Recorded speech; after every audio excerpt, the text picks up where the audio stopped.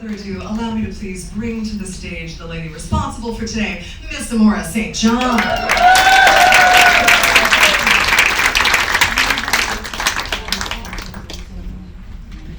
Welcome, everyone. I know so many of you out there.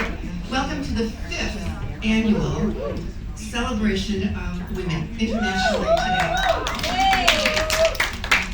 We are calling our event today Gutsy Women Speak Out. And in some cases, Gutsy Women will be singing out. And I am so glad they are here today. I want to start first by saying and speaking out about Lynn. Lynn has been my producing partner on all these events for these years. She is spinning so many plates today that I got dizzy watching her. So, and I hear tell she may be doing a little performing for us later on. Yes, it's true. I also want to thank Louise Lambert, who has always been by my side. Louise is Maui's queen of swing, and we do love her. And she is sitting at her favorite seat right now, grand piano. And I thank our brother Bruce in the booth for doing the sound. And my friend Ed is recording this for all those who couldn't be here. And while we are listening to this amazing array of women talent that we have assembled, I want us all to honor our own journey as women and what it has taken to get us to this day and time. There's never been a time on the planet more important than women speaking out right now. Yes. Right now. It's so true. And let us honor our own journeys as women, and men who are here, you honor your journeys too, because that's what we are about, is thanking and appreciating one another. So my journey included interviewing almost 300 women on Maui at the Kako Media Center, and we were so thrilled to, I'm just happy to tell you that we have the most powerful women living in their state of divine feminine on this island. And I've interviewed many of them. Some of them are here in the room today. Leohu and Maydeen are here, and they're going to be up next. And Kelly King is here. She is going to be giving us a message a little bit later in the show. And we have our very own Sheryl who's going to close us out today. And before we begin, I just want to say that International Women's Day has been around for about 100 years now. Women hit the streets, they were marching for equal pay, they were marching for better working conditions, shorter hours, and as they began to march, more and more women came out to march. And in 1908, there was 15,000 women in New York City started to march, and this time they were marching for the right to vote. Really important. And those marches continued. In 1917, there was a massive event in Russia, a strike by women saying no more, and that actually happened on March 8th, 1917. Wow. So that's, as Lynn said, it's great that we can actually be here on the very day that there are so many celebrations happening all around the world. I asked my trusty AI, her name is Juniper, to tell me what's happening. So I'm just going to give you just a slight idea. There is a huge music concert in London today with women. There is an event in Toronto with women drummers, all women drummers. There is also an event in Nigeria, Women in Business. One of my very favorite events is called Immigrant Women in Business, and that's happening in Toronto. And last night, I talked to my friend Medora, who has a winery in Gilroy, and she's hosting an event called Women in Construction. Oh, really? Well, that's something unique. And I have a young friend in LA who is sitting with her singing bowls all day, chanting and celebrating her femininity. So it's wonderful to know that we are not alone. In Kihei, we are assembled as a representation from Hawaii to honor the women. And many of you are here today, so thank you so much for coming. Did I mention 1917? Yes. Okay, all that over. I want to make sure you had this history because it's so important. There's something about collective consciousness bringing us all together at the same time, on the same day, ideally in the same moment. They can totally shift the field. Herstory. Herstory. It's herstory. That's true. That's true. So I just want to say the Divine Feminine is alive and well in this room today, and they are two Hawaiian women who I admire more than I think anybody else, because they are the real deal, and they know what the Aloha Spirit is all about. And please welcome to the stage Lai'ohu Ryder and Maydeen.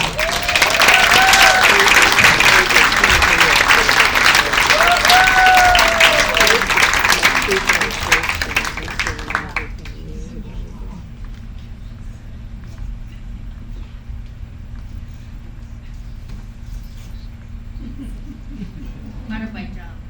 Part of my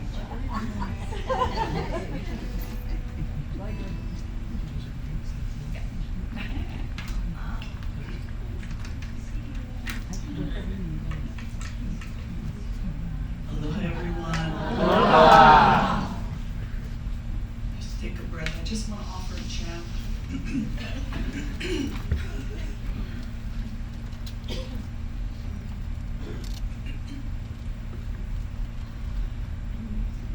Akahai na Hawaii, lokahia kulike, olu kamanao, ha'a ko kulana, ahonuia lana kila,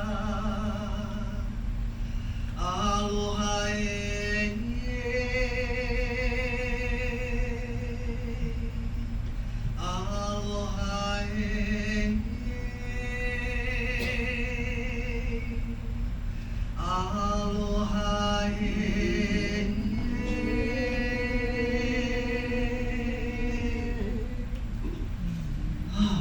Gutsy women and men.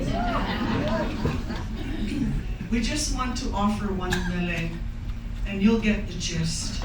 And it is our prayer that we heal, that we become tender, that aloha is the only gift, the only purpose for being alive in our Moliola, in our spirit.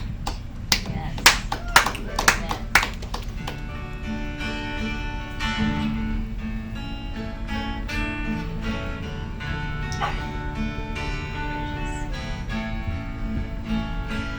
Oh, Hawaii, you've lost your innocence. How can we get it back? Have we claimed you? Have we shamed you? Have we spoiled the prize we've won by taking you against your will, like all greedy lovers do? Oh, Hawaii.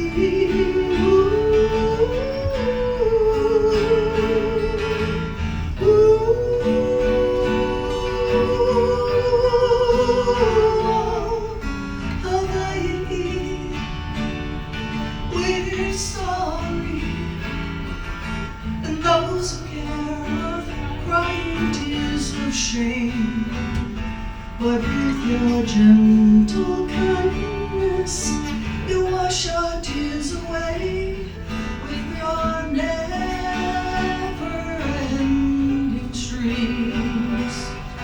Come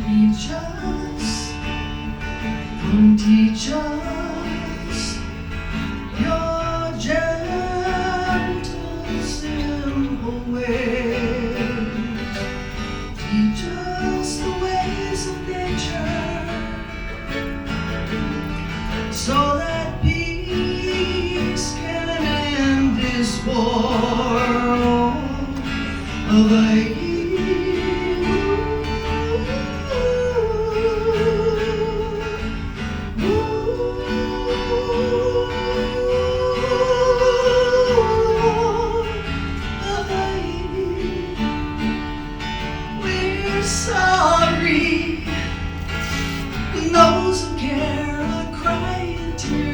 shame. With your gentle kindness, you wash our tears away. With your never-ending stream. Oh,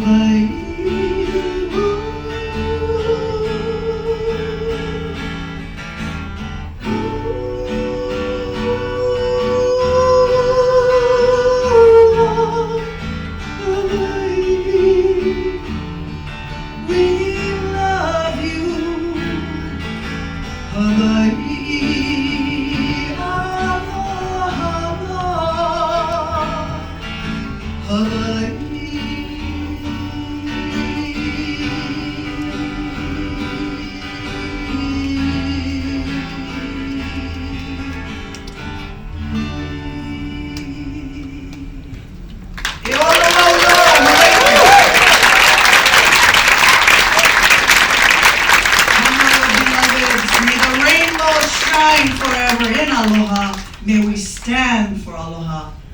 May we stand for the maluhia. May we stand for the breath of life that is sacred to all life. Yes.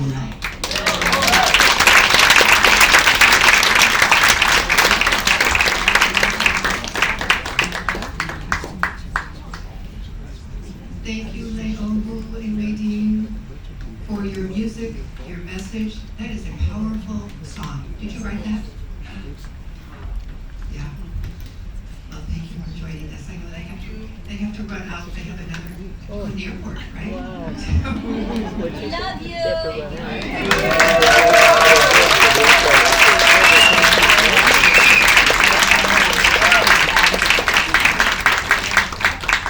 Wow, what a way to start the show. And it's perfect because my dear friend Moliné is up next. And she does the hula like she's a real Hawaiian. It's quite extraordinary to watch her sing. She has a message for us today, too.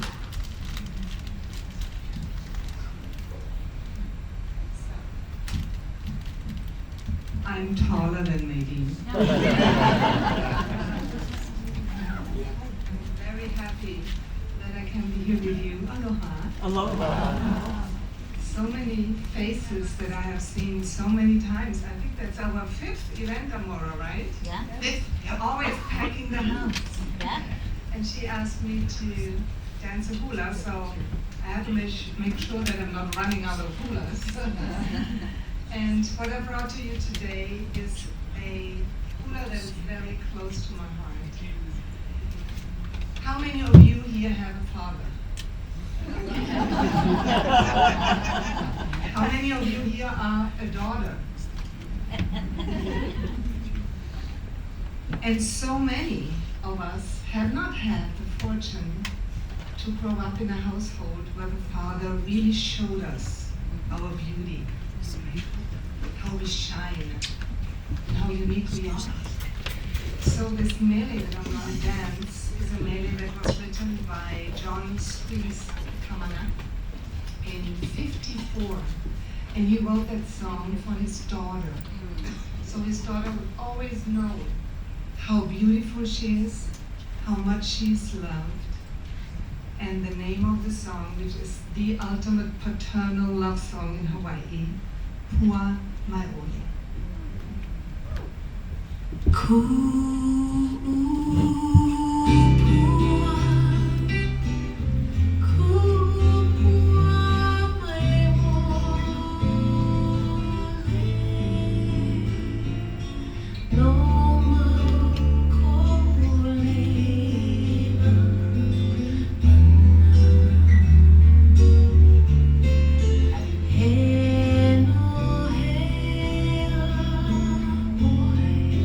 In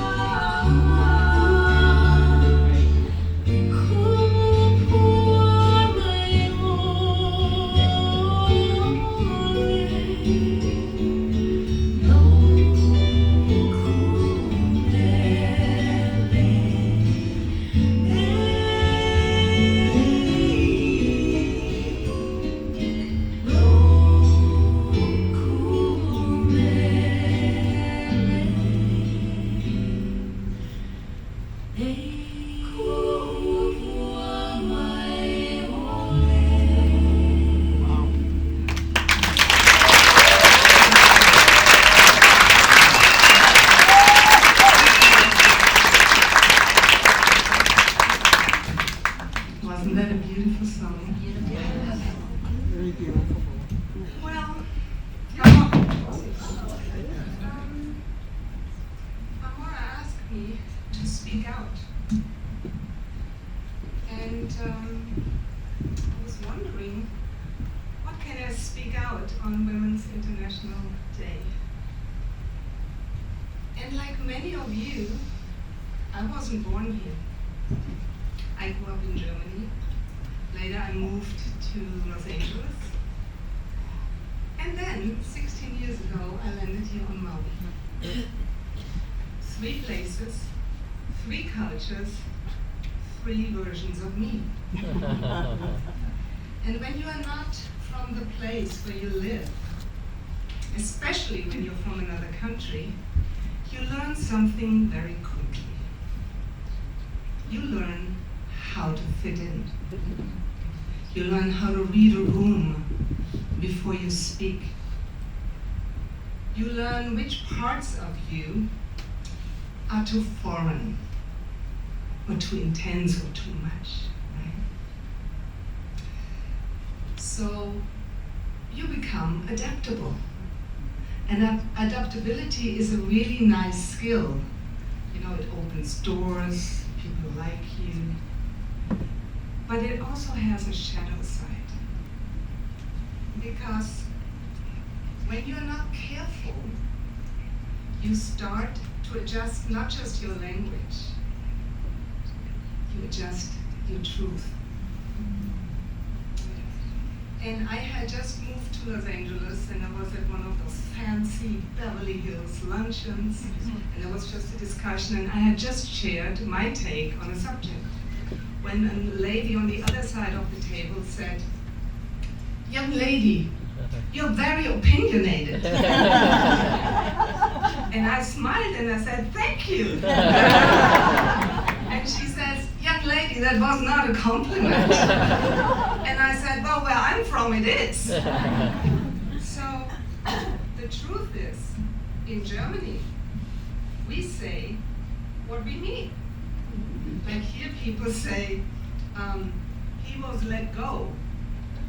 In Germany we say, he's fired. Or people here say, I'm in between jobs. In Germany we say, you're unemployed. Or, oh, a nice one is also, oh, he passed away. In Germany we skip the poetry, he's dead. And so, my personal favorite is when people in Los Angeles said, "Oh, that's interesting." It meant it's not interesting and they couldn't care less. So I had to adapt, and I learned that my straightforwardness was not really welcome in America. So I learned the language of diplomacy. And I thought I was being polite. And I was politically correct, whatever that means. But if I'm honest, I was actually afraid. I was afraid to offend. I was afraid to offend someone, upset someone. And when you're not from a place, when you're not born into a place, belonging becomes very fragile. And I became careful, very careful. And at one moment I realized that I had become so careful that I stopped saying what I actually meant and what was true for me. And that's expensive because it costs you your aliveness. It costs you your fire. Because every time you adjust and edit, just a little bit, your body keeps score. It tightens, it contracts. And something happened to me one day, actually one night, a quiet night on Maui. I was woken up at 2:22 a.m. Not by a noise, it was a feeling, almost like something called me out. And I got up, and I went outside, and the entire Milky Way was stretched out over the sky. So I sat down, and I noticed that there were some stars blinking brighter than others. And I was like, oh, that's interesting. And then I saw like a point of light making lines between those stars. And I was like, that's like patterns, like symbols. So I ran inside, and I got a pad, and I started laying under the stars and copying the symbols. Wow. It was like calligraphy of light. Can't explain what it was. Went on for 2 hours. Oh my God. And it was the most incredible feeling. And I came back in the house and I called a friend in San Francisco 3 hours later. She was okay. And she says, what are you doing? I said, you won't believe what happened. And I showed her in the Facebook camera, I showed her what I had drawn. And she says, Bella, that's light language. Now, if you're from Germany like me, you go like, yeah, right. What? She says, these are light codes. And I said, what's that? And she ran away, she came back with a book, and she showed me pages in the book that had the exact same symbols. Well, that German girl had to adjust a little bit again. So that night changed everything for me. Because what had arrived to me was something I could not understand. My logical mind could not make sense of it. And that's why I was so terrified to share it. Because if you don't understand it, I was terrified people would say, now she's gone completely nuts, cuckoo, boo-boo. And I was afraid for my reputation as a professional coach. Now I'm going woo-woo, right? Yeah. And then I thought, if my reputation cannot survive my truth, it's not worth protecting. So I started to share it. I started to study it. I now can write it, I can paint it, I can draw it, I can speak it, I can sing it, I can dance it, I can transmit it. And I'm actually, believe this or not, I'm in a scientific study because they have not found anyone who can do all 8 forms of light language. Wow. So we'll see what's coming out of that.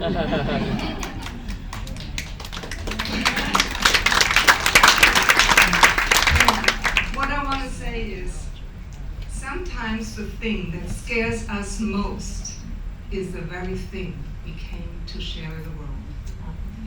And today, I want to share with you that kindness does not need self-erasure. Belonging does not require self-betrayal. And courage does not mean being louder, it means being more true. And when I started to ask this one question, is this real for me? Not, will I offend someone, or is it gonna get me applause? Is it real for me? The day I answered that question, honestly, I came home. Yes. Because home is not a place, it's not a country. Home is coherence. Home is when you're fully at home with yourself. And that's why I'm standing here today. I stand for each of you to speak your truth. And if truth is uncomfortable for others, well, you gotta say it anyways. Because when you speak your truth, you allow others to speak their truth too. And I stand here for each and every one here, especially the women, to stand up, to speak out, not to ask for permission, to shine in your fullest colors. And if anyone is offended by that or uncomfortable, well, then let them grow. Because the world will always adjust. Correct? Right. It always does. Thank you.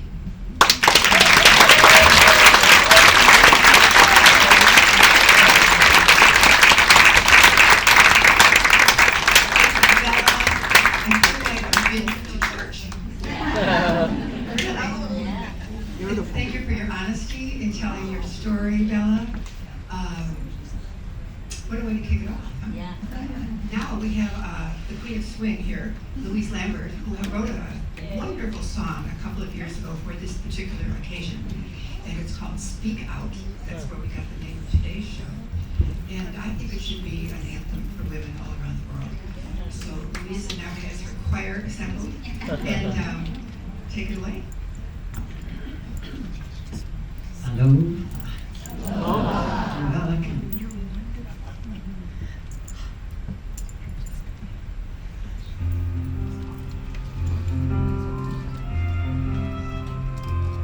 Can you see me now?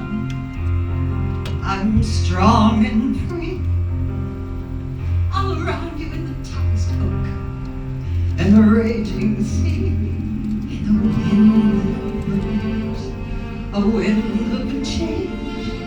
And now it's time to ease the pain. Speak out, speak out. Truth breaks through the veil. Speak out, speak out. You have the strength to tell your tale.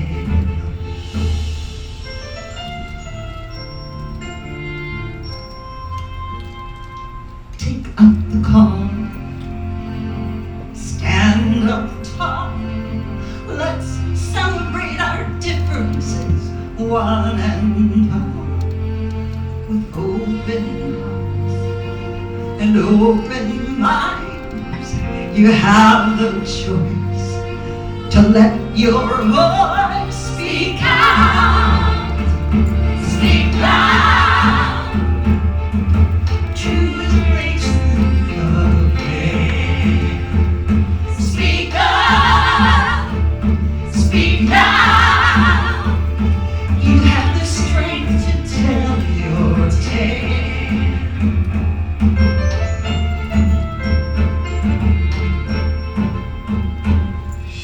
Follow the calling of your soul.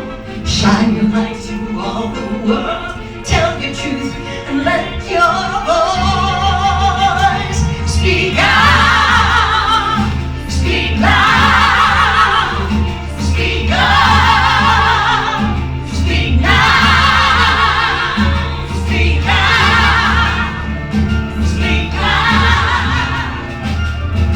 Truth breaks through the veil.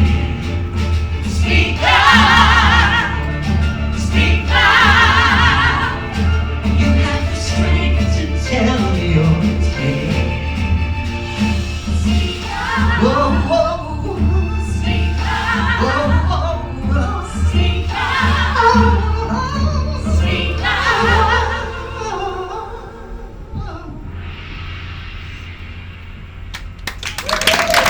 Thank you. And thank our followers. And you'll be seeing more of that. Louise, that may be my new favorite video. So good, so good. Think of our female ancestors whom we have marched, 100 years ago. Pretty exciting, and here we are today. Next up is the one and only Kelly King. Kelly is known for her service on Maui County Council and representing South Maui, which is most of us in the room.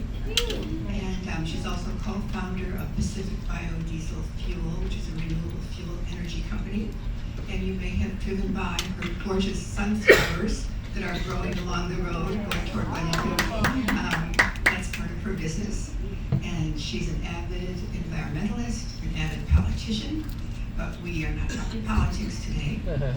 And she's also a champion of affordable housing and is a stand for the spirit of community. So welcome, Kelly King.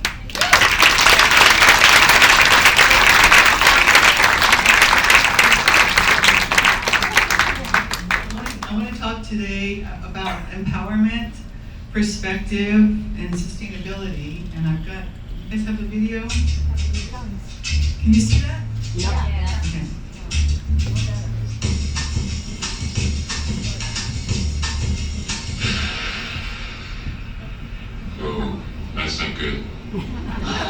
house. I'm already late. Somebody will come. Anybody else there? Do you have a phone? No. Sorry. Somebody! Hello? There are 2 people stuck on an escalator and they need help. Now, somebody, please do something.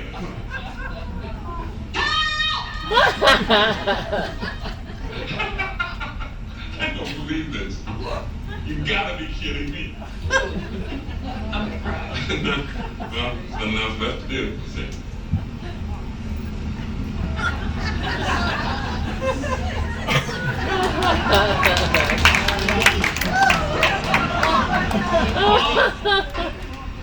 Hey, don't worry about it. I'll fix it in a second. He said he can fix it. All right. That's more like it. He says he can fix it.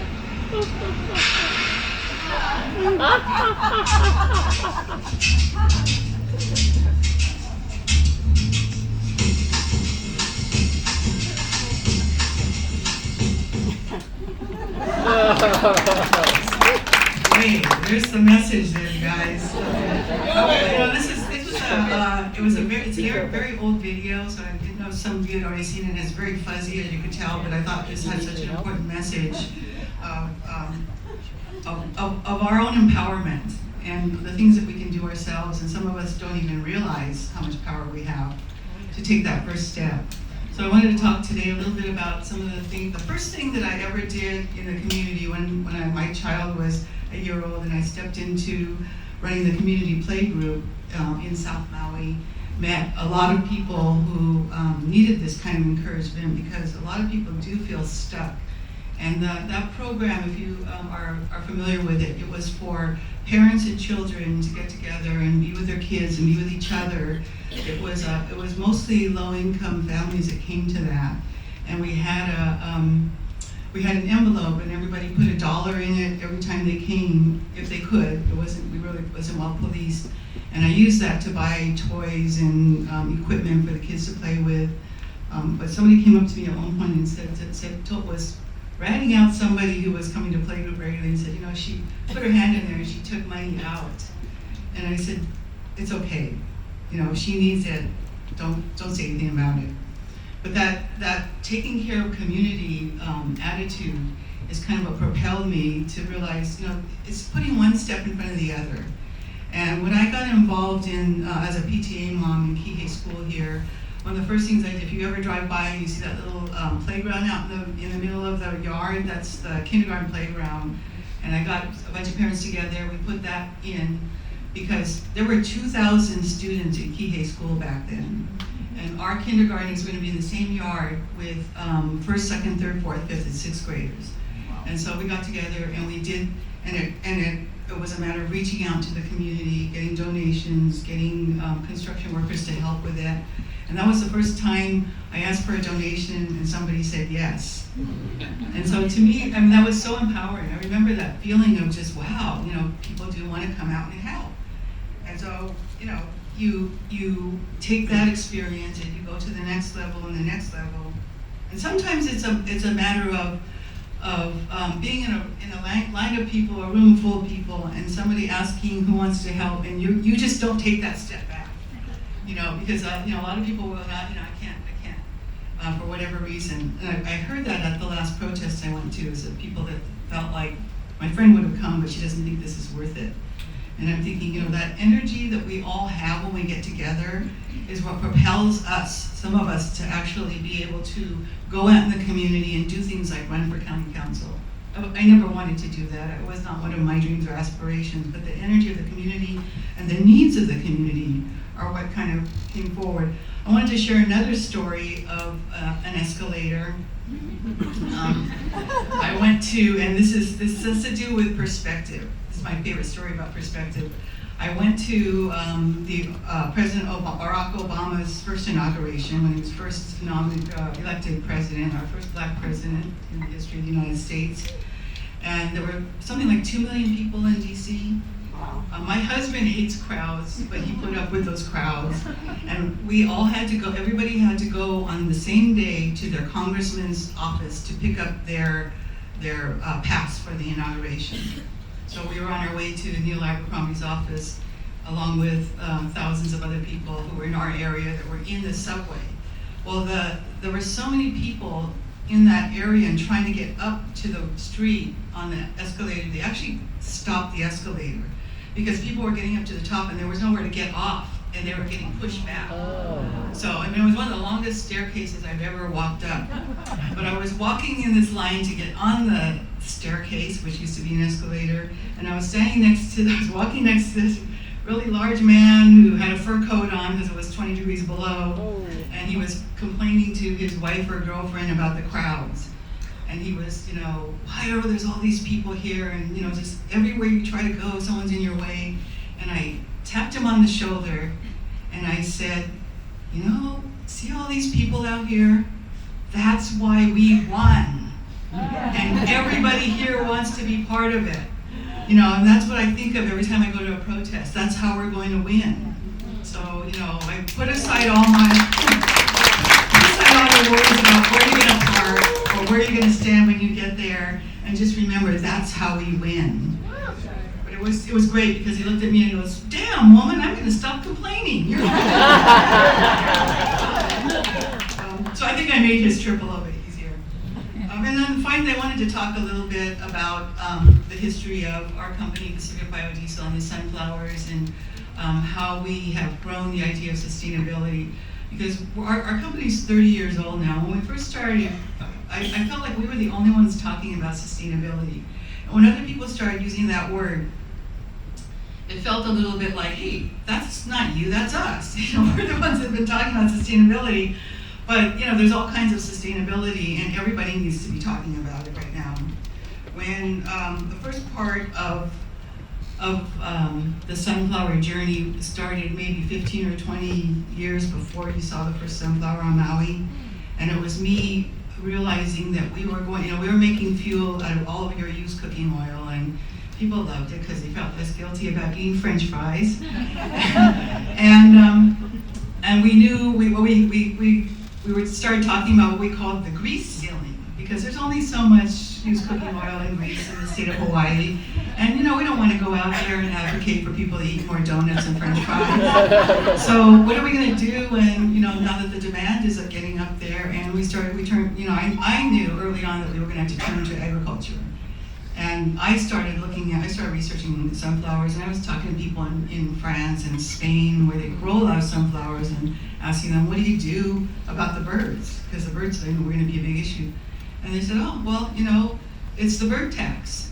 You grow the sunflowers and the birds maybe eat 10 to 20%, that's the bird tax. And you need to put that into your spreadsheet and make that work with your economics. And you can't do it, don't grow sunflowers, because they don't spray and kill the birds, and we didn't want to do that either. So, we started out really focusing on regenerative farming. But the early days when I first started talking about it, people were telling me, you're crazy, that's never going to happen because oil's too cheap and land's too expensive. And I was trying to explain to people, we wouldn't do it. We wouldn't grow sunflowers just for fuel. You have to look at all of the high-value byproducts and things like that. Now we're into, and one of my good friends, you may know her as Danya Katz. She's changed into Novak. She used to publish Edible Hawaiian Islands. So after we started growing the sunflowers for biodiesel, she said, Kelly, the one thing that's missing in the farm-to-table experience, that was a missing link, is cooking oil. Because all these chefs and restaurants are bringing it in from the mainland, and and here we are growing sunflowers. So we started pressing sunflowers in our crushing mill on the Big Island, and now we're selling it to restaurants and chefs, and we actually did taste testing with some of the really well-known chefs around the islands. And my marketing director Joy is out there somewhere. She was great. She videotaped a lot of these taste tests. And what we heard the most was, oh my God, it's alive. You can actually taste the fields in the oil. Because they're used to getting these vats of Western oil, and it's highly processed with chemicals, a hexane process, with really high heat that kills all the flavor. And they just basically thought of it as something to fry stuff in, and they didn't think of it as something to add flavor. So we've got everybody real excited, and if you go on our website, there's some local restaurant. Mama's Fish House is using both sunflower oil and macadamia oil that we crushed. But we got to that point, and we started realizing that we're now squarely in the food and fuel security arena, and it really enhanced this idea of, when people started talking about the circular economy, maybe about 5 or 8 years ago, and we're going, we've been doing that since day one. We call it community-based. And then we realized that now we've come full circle because we're doing this model where we're growing the crops and making the oil and selling it to the restaurants, and then picking up the used oil and making it into fuel. And some of these restaurants are even using the fuel in their trucks. So it's like a total circular, we're the poster child for a circular economy. So the last thing I want to share is that as we started thinking about different food products, and when you crush macadamia nuts or sunflower seeds or canola, we're growing canola now on Kauai, you get a meal left over after you get the oil. And so that's starting to go into the livestock industry. The chickens and the cows and the pigs are eating, now they have a high protein meal because they don't have to ship that in, so we're alleviating that as well. And now we're getting to the point where, now that we have a food safe area to bottle the oil, is what human foods can we make out of this meal? There's if you go to, I can't remember what restaurant it was, Whole Foods or Down to Earth, there, you can get 7 Sundays has a cereal that's like Cheerios, but it's little circles that look like a sunflower on the outer edge, and it's made out of sunflower meal. So now we're starting to look at that. So, it's this whole thing that keeps growing. And the last thing I want to tell you about, because they're so excited about this, and this is one of my ideas I talked to my husband about 3 or 4 years ago. I started talking about the sunflowers probably 15 years before we planted the first one.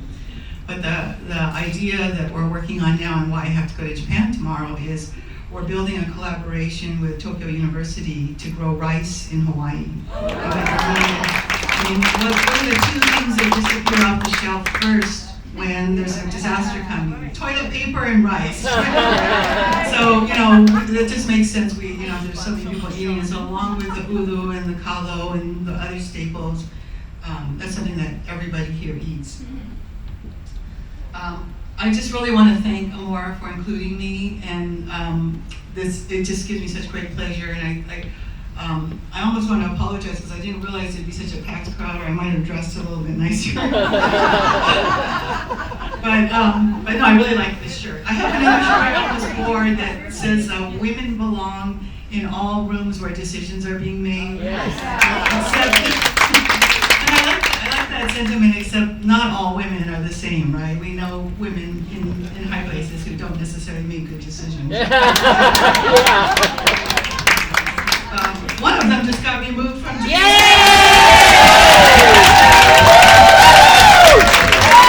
I want to close by saying that, thank you to everybody who put this on. Thank you to Lynn.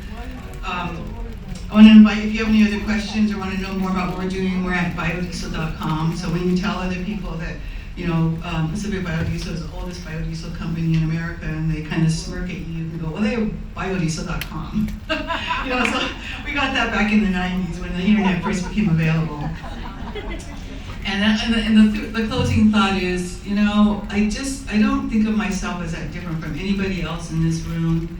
I don't think there are any extraordinary people. There are people who do extraordinary things, and all it takes is taking that one step.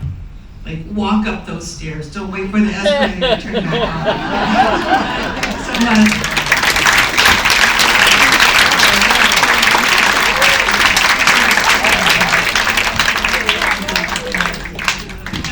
Kelly, you give new meaning to the word activism. Okay. You wanted to be our mayor. Thank you for being here. Are you ready for a little music? Yeah. We have Tanama Colibri here. She's been at ProArts in the past, bringing down the house, and she is a beauty, both inside and out. And wait till you hear her music. Tanama.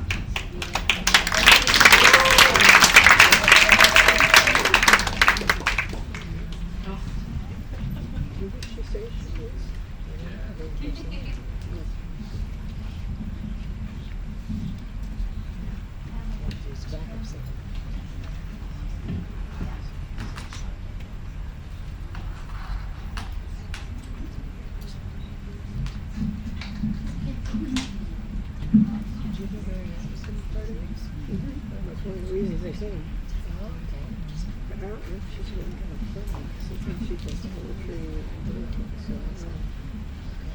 Hola. Good afternoon, everybody. My name is Tanama, Colibri, and it's an honor to be a part of Gutsy Women's event. I think I've been here last year. Yeah, I was here last year, yeah. Second time then. And yeah, the first song that I'm going to share with you, I wrote just a few weeks ago. Two of my close friends had passed away, and it had me reflecting on, the importance of showing love while we're still here. And I think that that's something that as a woman, I feel like we're bearers of love, so yeah, just to communicate that to everybody.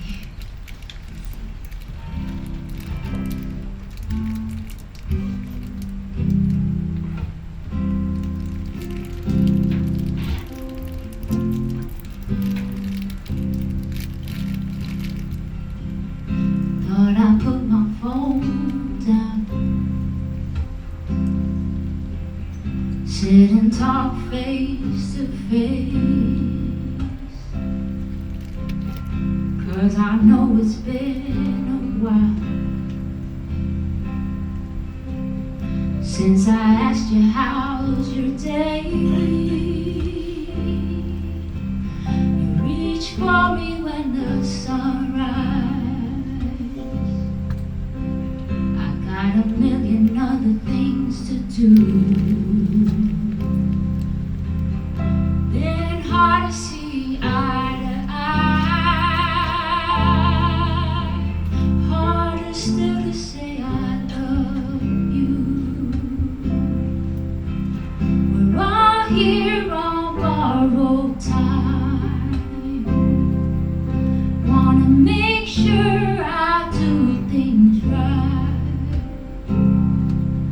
Tell you that I love you every single day. For all we know, we've only got today.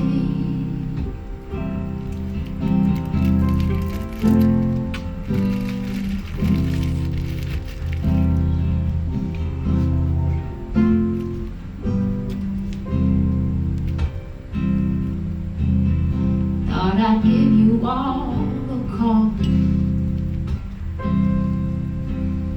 Far too many years gone by since I've seen the ones who care the most. Since we held each other and cried, apologies have been delayed. We said some things we didn't need to say. Been hard to say I'm sorry too. Harder still to forgive you. We're all here on borrowed time. Wanna make sure I do things right. Tell you that I love you every single day. For all we know, we've only got today. Tomorrow's never promised. We're all we've ever got. Put down all our differences, for time will never stop.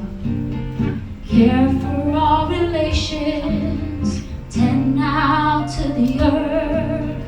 Look at life and tell me what it's worth. We're all here on borrowed time. Wanna make sure I do things right.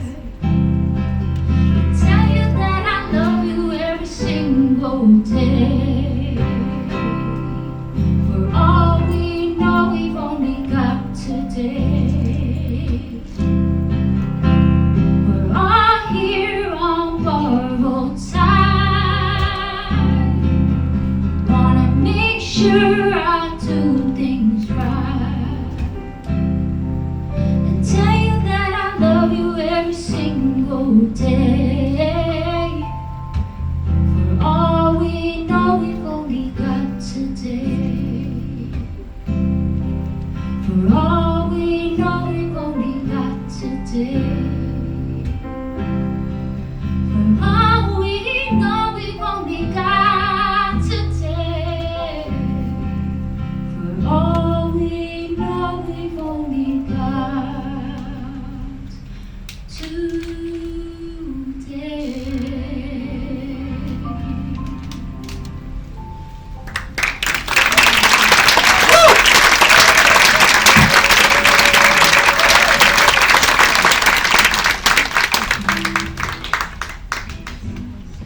And this next song, I wrote one morning when I was having a really difficult time. I feel like, sometimes it's, how do I say? Sometimes it's hard to accept that you can have such challenging days. And for me, one of my medicines when I do have them is to write and to sing.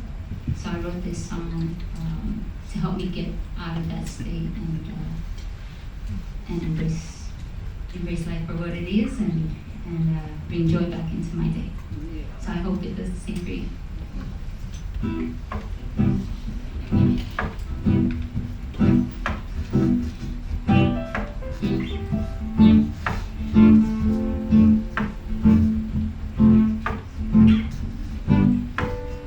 I am blessed for all of my days. Won't let nothing get in the way of my joy. My joy, my joy. When negativity trying to hold me down, I'll use my higher thoughts to turn it around to my joy. My joy, my joy. The biggest enemy that I've ever had to face was staring back at me, was standing in my place. In the mirror I would see the lies that I believed from the stories I was told since I was 2 years old. It took me quite a while to feel my spirit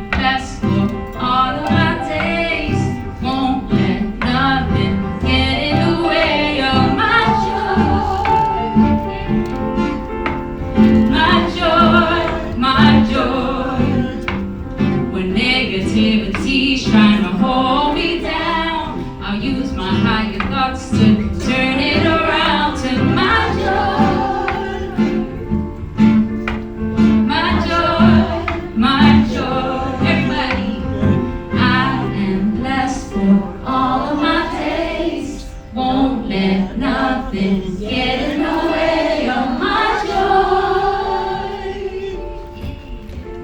My joy, my joy. When negativity's trying to hold me down, I'll use my higher thoughts to turn it around to my joy. My joy, my joy. I can dance for all of my days. Won't let nothing get in the way of my joy. My joy, my joy.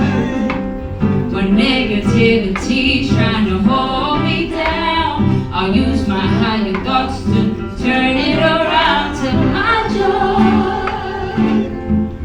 My joy, my joy,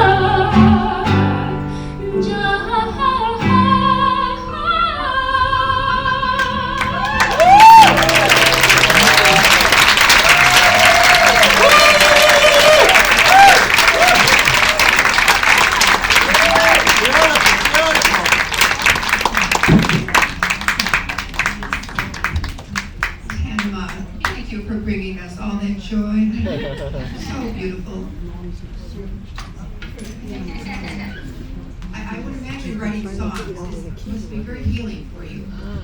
You know, it's better than any medicine. I can totally get that. Yeah, and I actually like just the act of singing, of humming, it works on the vagus nerve, so that helps.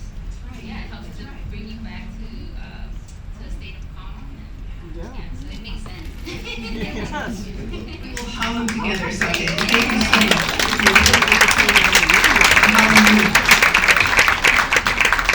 Okay, are you ready for a little poetry? Oh, yes. My dear friend Rema Flowers, who's an extraordinary yoga teacher, by the way, is going to read us a poem by Maya Angelou called Still I Rise.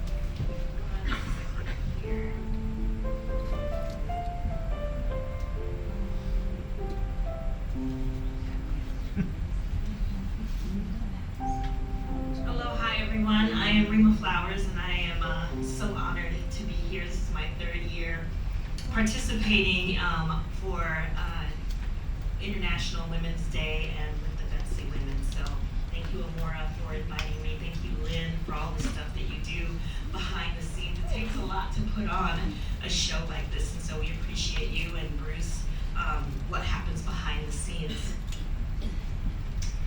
I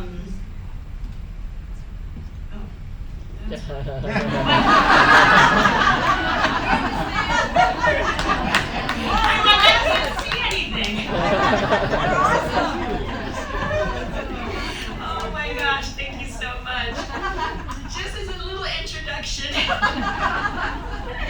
for this, you know, it's wonderful that we get to celebrate the Gutsy women speaking out on the day of International Women's Day. And with all of the things going on in the world and much of our lives, women are taught to show up a certain way, say a certain thing. There's certain expectations that are put on them.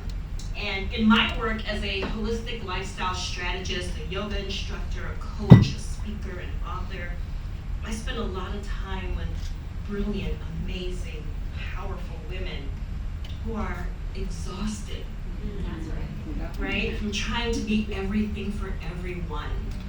And I believe that the shift comes in the moment that we take a breath and slow it down and recognize, reacquaint ourselves with who we are.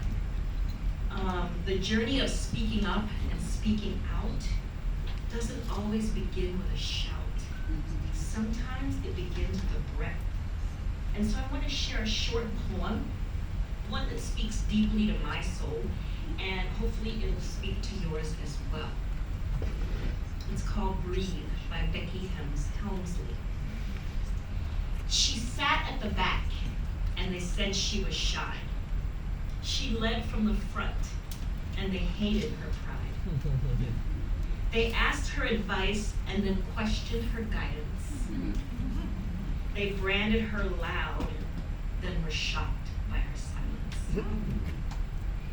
When she shared no ambition, they said it was sad. So she told them her dreams, and they said she was mad. They told her they'd listen, then covered their ears, and gave her a hug while they laughed at her fears. And she listened to all of it, thinking she should be the girl they told her to be best as she could. But one day she asked herself what was best for her, instead of trying to please everyone else. So she walked to the forest, and she stood with the trees. She heard the wind whisper and dance with the leaves. She spoke to the willow, the elm, and the pine. And she told them what she'd been told time after time. She told them how she felt she was never enough. She was either too little or far, far too much. Too loud, too quiet. Too fierce or too weak. Too wise or too foolish. Too bold or too weak. Then she found a small clearing surrounded by firs, and she stopped and she listened to what the trees said to her. And she sat there for hours, not wanting to leave. For the forest said nothing, it just let her breathe. Wow.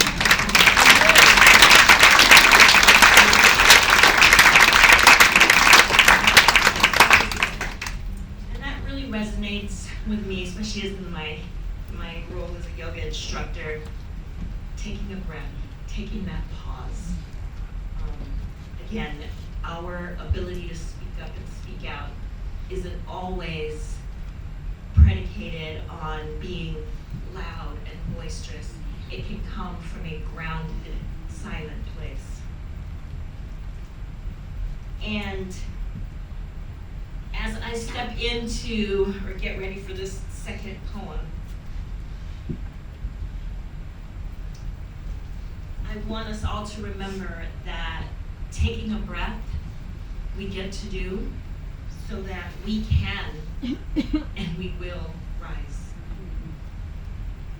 Still I rise by Maya Angelou. You may write me down in history with your bitter, twisted lies. You may trod me in the very dirt, but still, like dust, I'll rise. Does my sassiness upset you? Why are you beset with gloom? Because I walk like I've got oil wells digging in my living room. Just like moons and like the suns, with the certainty of tides. Just like hopes springing high, still I rise. Do you want to see me broken? Bowed head and lowered eyes? Shoulders falling down like teardrops, weakened by my soulful cries. Does my haughtiness offend you? Don't you take it awfully hard. 'Cause I laugh like I've got gold mines digging in my own backyard. You may shoot me with your words. You may cut me with your eyes. You may kill me with your hatefulness. But still, like air, I rise. Does my sexiness upset you? Does it come as a surprise that I dance like I've got diamonds at the meeting of my thighs? Out of the huts of history's shame, I rise. Up from a past that's rooted in pain, I rise. I'm a black ocean, leaping and wide, welling and swelling, I bear in the tide. Leaving behind nights of terror and fear, I rise. Into a daybreak that's wondrously clear, I rise. Bringing the gifts that my ancestors gave. I am the dream and the hope of the slave. I rise. I rise. I rise.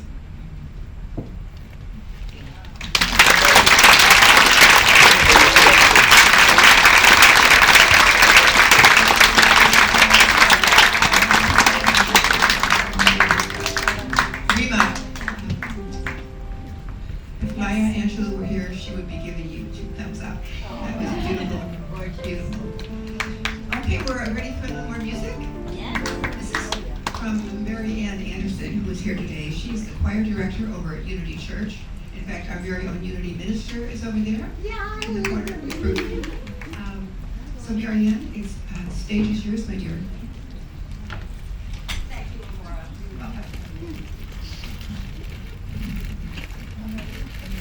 And thank you all for coming today to celebrate Gutsy Women. You know, one of the gutsiest women that I remember from my youth is Carole King, who at a very young age said things so profound that I would like to share some of that with you, and I'm sure that you believe these words too. And I want you to also experience the feeling of being beautiful.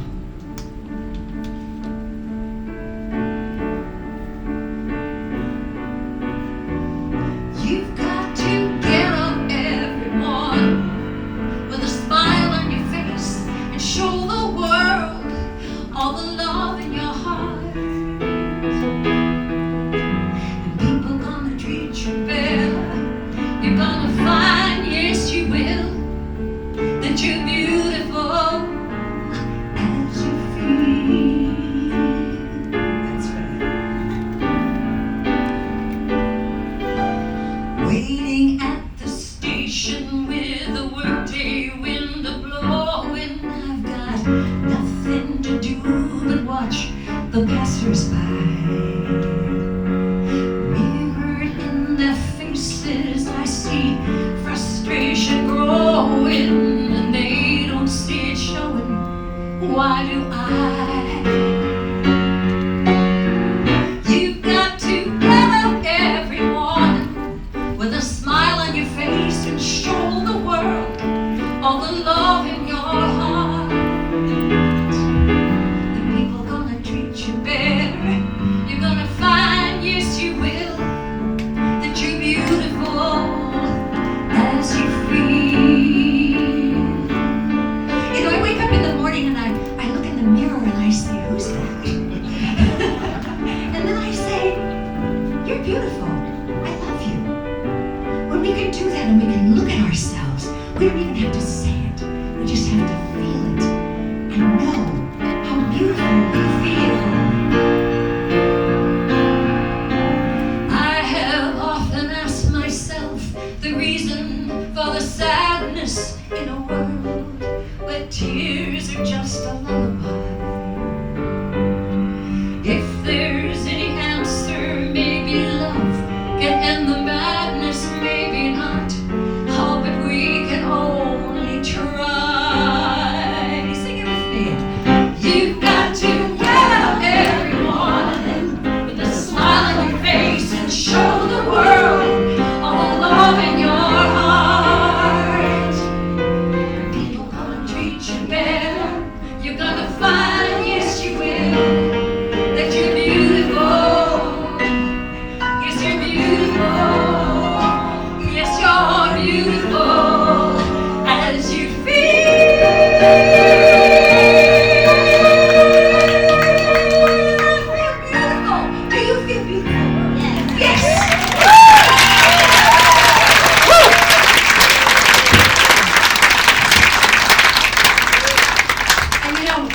been Gutsy Women for so many years. As a matter of fact, the mother of Mary Shelley, who wrote Frankenstein, her name was Mary Wollstonecraft, and I don't know if you know much about her. There's a very good book called In Her Words, which were lost for many years.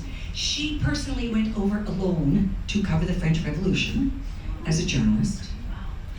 Very, very radical feminist at that time, in the mid-1700s. And I remember one thing that she said, women don't necessarily want power over men. We want power over ourselves. And there's another young woman in a famous Broadway show called Babes in Arms. And I have to get in character here. And she, well, you know, it helps. So, I think I'm just going to sing this song for you because I think you'll understand. Hit it, Bruce.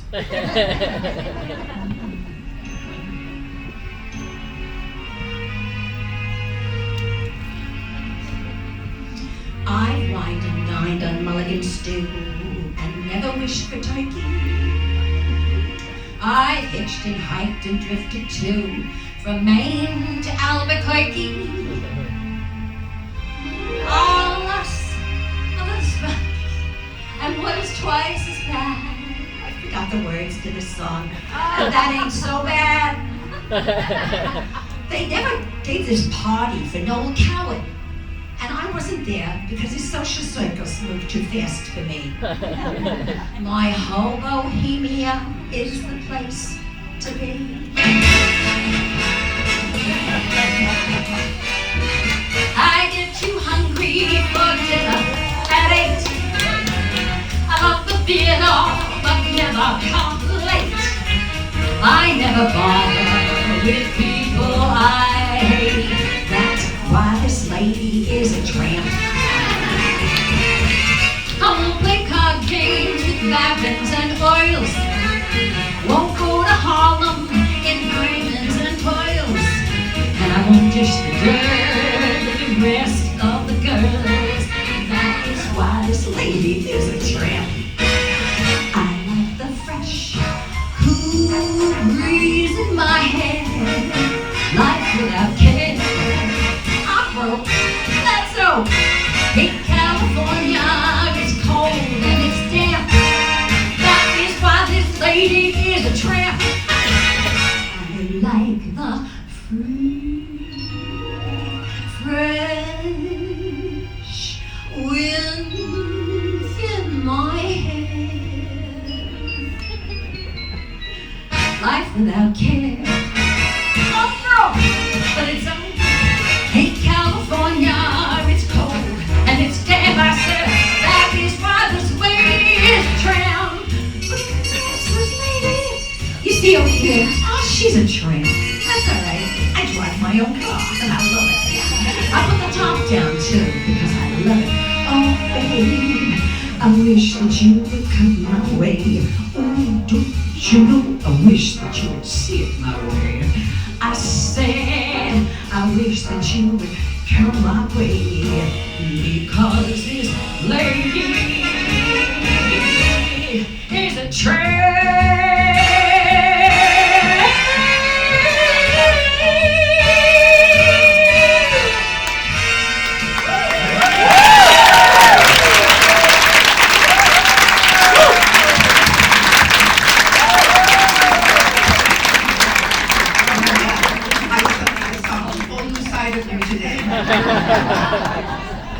And I want to mention that Marianne is going to be here March 18th for something she calls a musical memoir.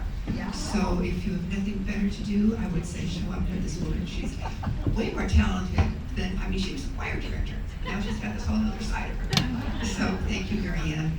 And now let's bring to the stage one of my new favorite people, Patty Lee. She is an extraordinary actress, a beautiful woman, and she also does still work at a Kaku Media Center. You may have seen her on television reading the news. So she's a true Renaissance woman. And welcome, my dear.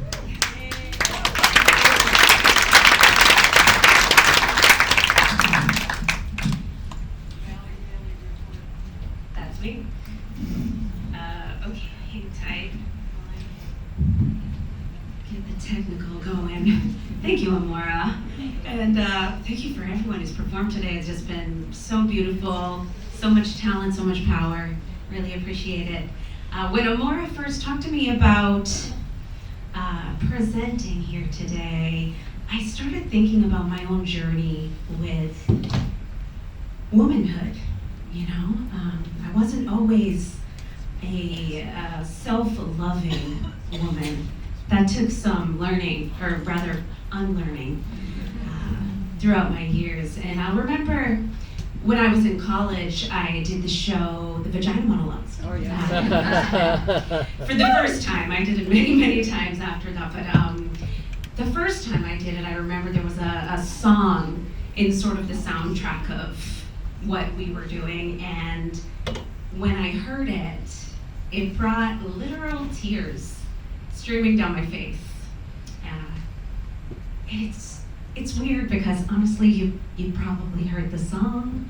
It's probably been in the background of your workday. It's probably been on the elevator, you know, as you were going from floor to floor. And it's nothing radical. But when I heard it, I couldn't fathom a woman feeling so confident, so beautiful in her own skin, in this world that's designed to teach us what we lack, what we need, and who we ought to be. So I'm gonna share the song with you. The song is called Video from India Ari, and I'm not gonna sing it because I don't want it to be a bop in the background of your day. I want you to listen to the words, because they're not radical, but it's a little revolution. There's a little rebellion behind her words.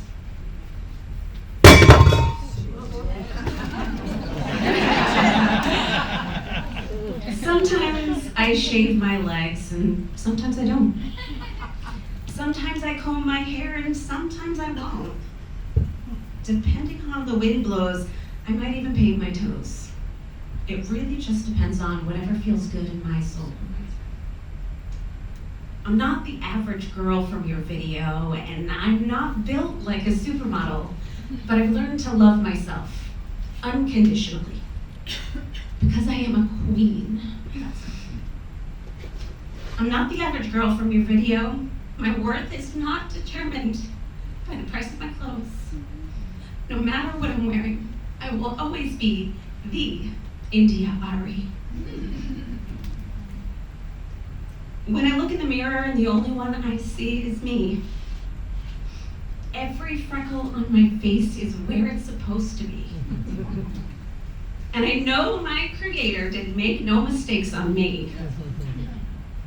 My feet, my thighs, my lips, my eyes, I'm loving what I see. I'm not the average girl from your video, and I ain't built like a supermodel, but I've learned to love myself unconditionally because I am a queen. Am I less of a lady if I don't wear pantyhose? My mama said a lady ain't what she wears, but what she knows. But I've drawn a conclusion. It's all an illusion. Confusion's the name of the game. A misconception, a vast deception.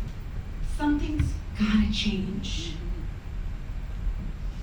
But don't be offended. This is all my opinion. Ain't nothing that I'm saying is law. This is a true confession of a life-learned lesson. I was sent here to share with y'all. So get in where you fit in. Go out and shine. Clear your mind. Now's the time. Put your salt on the shelf. Go on and love yourself. Because everything's going to be all right. Keep your fancy drinks and your expensive minks. I don't need that to have a good time.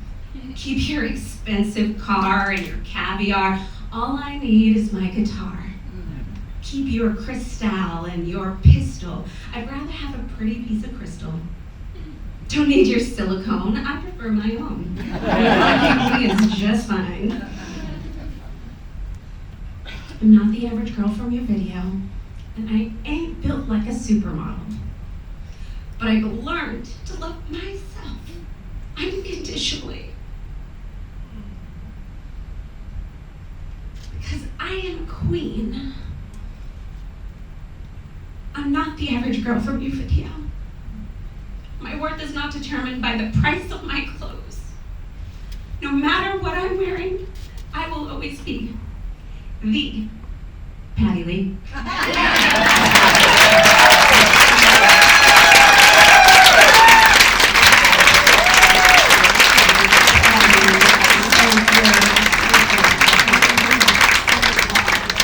You know, it's true, Patty. It's all about self-love, isn't it? It's the name of the game. It's the thing that we all have to learn first and foremost is to love ourselves just the way we are. And who's up next is the one and only McEwan, who's coming to the stage. I love being able to welcome you, Lynn, but you're always welcoming me. Thank you, Amora. Hi, everybody. Hi. So you guys usually see me up here with a whole lot of long lists of things that I'm rattling off and tons of preparation. And if I'm honest, exactly what Rema said earlier today, I am a little exhausted. And I am so lucky to do what I do. I'm honored and privileged to hold the position that I hold and to get to channel what talents I have and my admittedly slightly large head into a role of service where it can actually be of good use. And where I'm constantly humbled by the superior talents around me and also constant reminders of how many mistakes you can make when you run a business like this and how much life is a constant learning opportunity. But I was thinking a lot about, we've done so many of these, and this year with it being Speak Out. Last year was Legacy. We've had a couple of iterations of this. And with speaking out, I think there's so many ways that that can happen. And obviously my favorite is that of creating.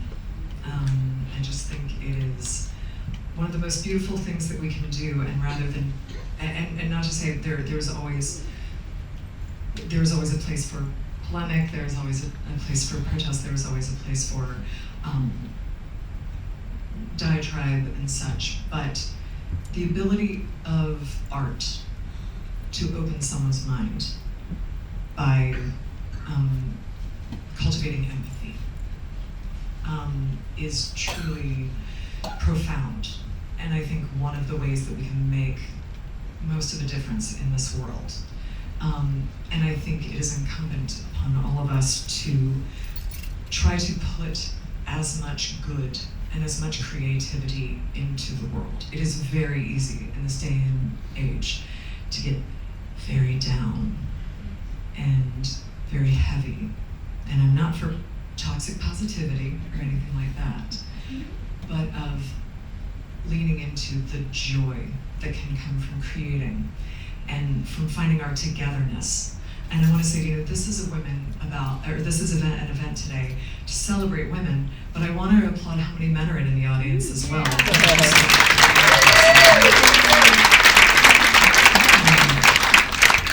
And I think that as much as we can find our common humanity, that is one of the most important possible things that we can do, and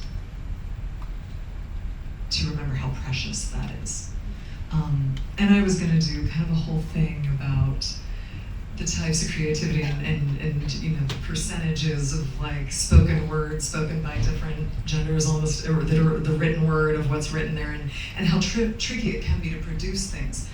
But you know what, in my experience, I've actually not had that much difficulty because there is so much joyful creativity in this community. We are so lucky on this island to have such an incredibly talented community.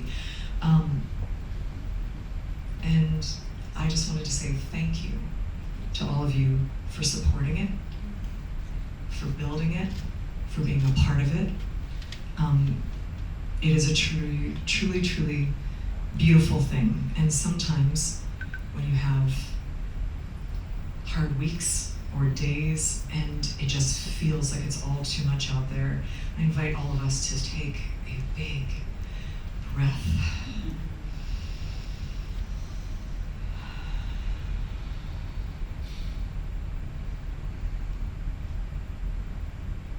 and lean into whatever creativity it is, either someone else's or your own, that helps bring you out of that place. For me, it will probably always be Nina Simone. And I mean, I just heard Sheryl, I think. She wrote the song Feeling Good. And to me, it's so beautiful because it's actually, to me, it's not as simple as people think it is. It's just, oh, birds flying high, all of that. The birds are flying high because they are working to stay up there. It is the moments of appreciating that beauty, appreciating the crest of the wave, knowing that there are going to be the fallow parts, and coming back up and leaning into it and celebrating it. And because Amora said I had to sing something, I'm going to sing just a tiny bit of that. It's not going to be the best because I have had no rehearsal, but birds flying high, you know how I feel. Sun up in the sky, you know how I feel. Breeze drifting on by, you know how I feel. It's a new dawn, it's a new day, it's a new life for me. And despite it all, I'm feeling good.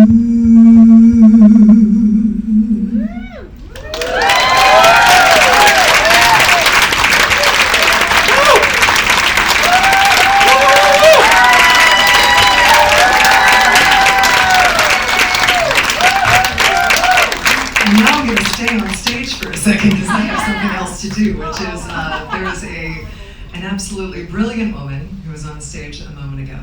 And every year we kind of acknowledge the Gutsy Woman of the Year of the award. And hey, all of y'all deserve, everybody in here deserves an award. We're all doing this, but I put forward a few names to Amora this year. And I said, full disclosure, I'm really good friends with one of these people. And I had nothing to do with the choosing.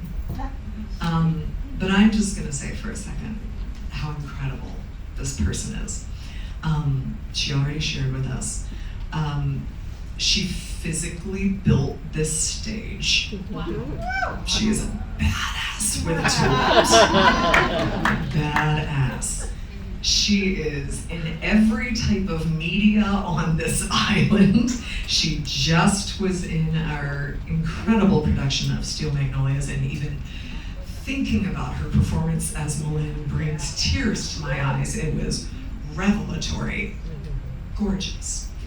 And her main job is working for Maui Rapid Response. She just works all the time, catering to the needs of others and helping people from the recovery of the fires. And I won't get into the details, but I also know from being a personal friend how much of her time she devotes to helping her friends and helping those in need and those who are in a difficult spot. And even when she is spent and has nothing else to give, somehow she always seems to find a way. And I could not imagine a better person to honor. Would you please all join in giving a round of applause and bringing to the stage one more time for a quick bit of well-deserved accolades, Miss Patty Lee.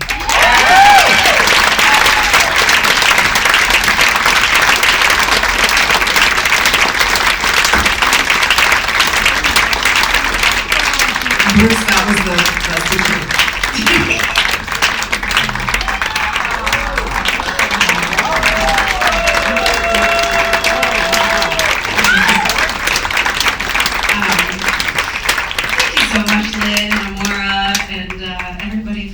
here and sharing in this. When I was told this was going to be me, I was flabbergasted, first and foremost.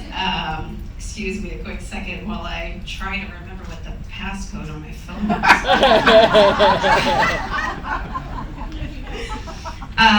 But, you know, I was just like, I don't know, what is that called? No, when you just don't think you deserve a thing, right? Imposter syndrome. Oh my gosh. And isn't that so like us women? Right?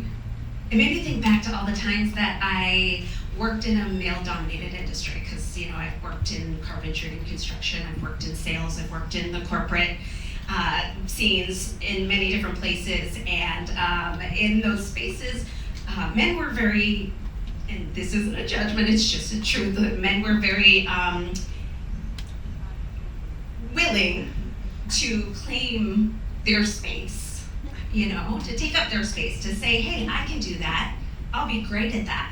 And I remember myself just kind of being like, well, even when I knew I had certain skills, I wouldn't claim them, because, you know, what if I didn't live up to it, you know? And so it was self-doubt, but it wasn't humility, okay? It was a self-doubt that was sort of baked into the very fiber of being a woman. And, you know, confidence, I learned, was just, it's revered. It's a revered quality in men. Humility is the equivalent for women. But we're never supposed to see ourselves as, you know, valuable, or our inherent good, or our earned value. And there are entire industries designed around this concept.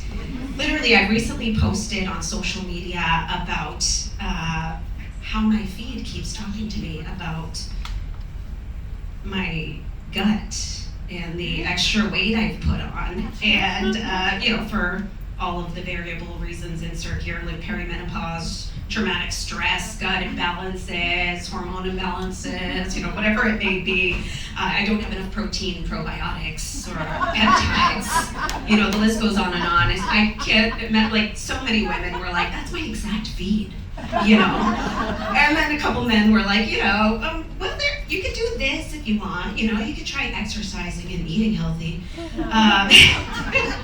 But that's because my algorithm and our algorithms, right, are designed to not only hear our insecurities, but sell them back to us, right, with solutions. And, you know, that's because if they can't convince us that there's a miracle solution to a problem we didn't even know existed, then what else are they gonna sell us, right? So that's why I read that song earlier. Because to love ourselves in the face of all this conditioning, you know, to the contrary of it is radical. And in the past few years, I found myself in some of the most inspiring rooms full of women who had moved mountains.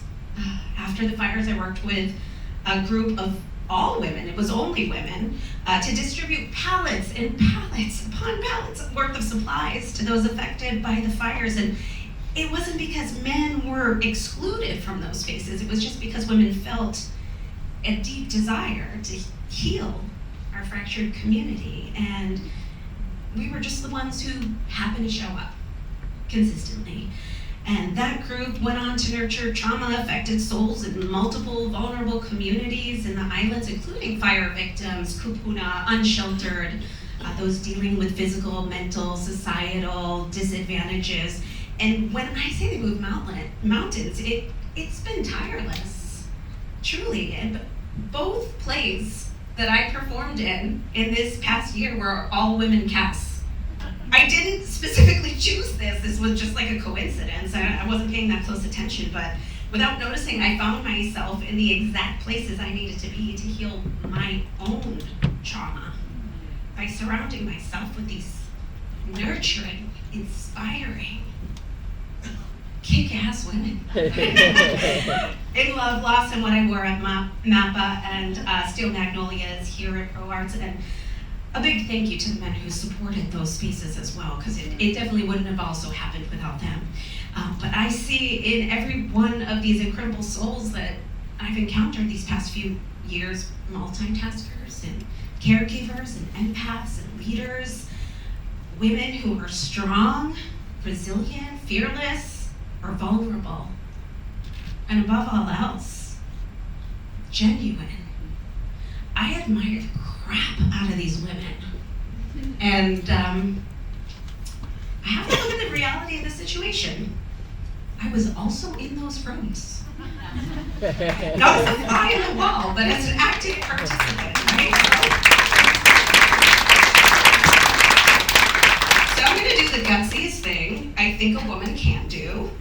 And I'm going to thank you for this honor and the acknowledgement that I'm here because I belong here. And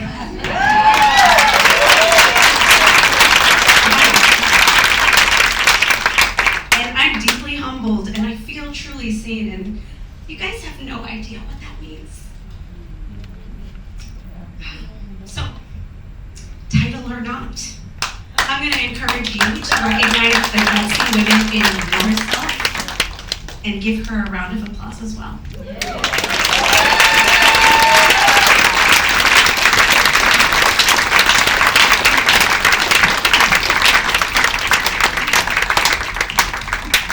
Congratulations, Patty.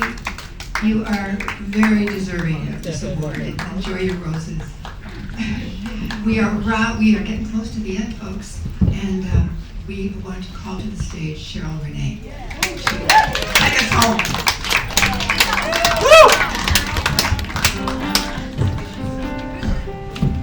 All right. Did everybody have a good time tonight? I was asked to end the night with a song that actually came from a poem by the great Maya Angelou, who's been very nicely represented tonight. And this is called Phenomenal Woman.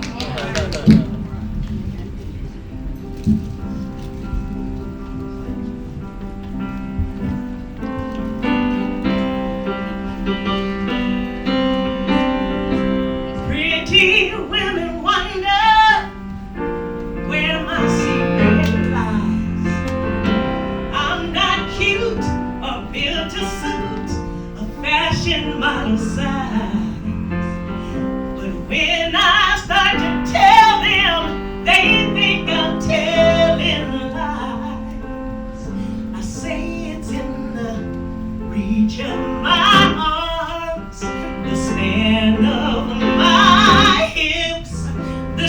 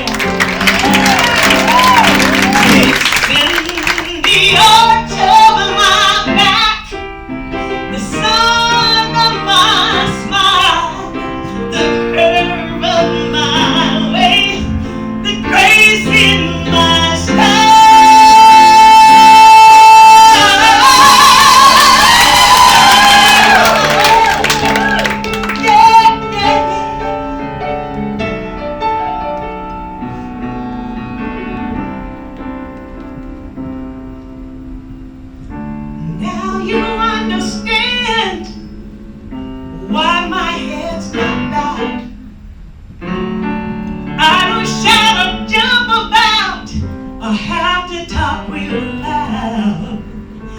And when you see me passing, it ought to make you proud. I say it's in the click of my heels, the bend of my hair, the palm of my hand, the need for my